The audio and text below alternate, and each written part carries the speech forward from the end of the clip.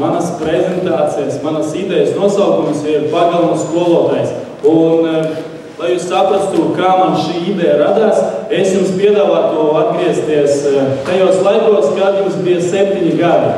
Jūs dzīvojat pagalmā, es ceru, ka jūs dzīvojat pagalmā, un jums ir šī daļēji brīnišķīga pieredze, jo tur pagalmā notiek īstenībā tādas melnas lietas, un cilvēki pagalmā ļoti stipri ietekmējās, un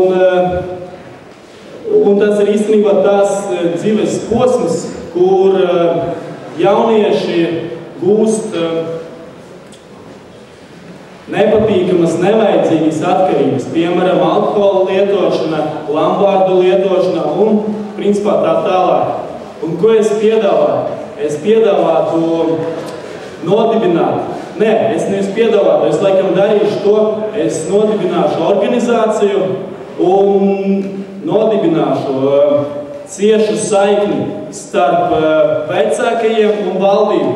Un organizācijas dalībnieki būs cilvēki, kuri būs gatavi iet tajos pagalmos un runāties ar tiem jauniešiem un mēģināt viņus kaut kādā veidā ietekmēt un būtu kā tāds aizsargs no tām nelabvēlīgajām ietekmēm.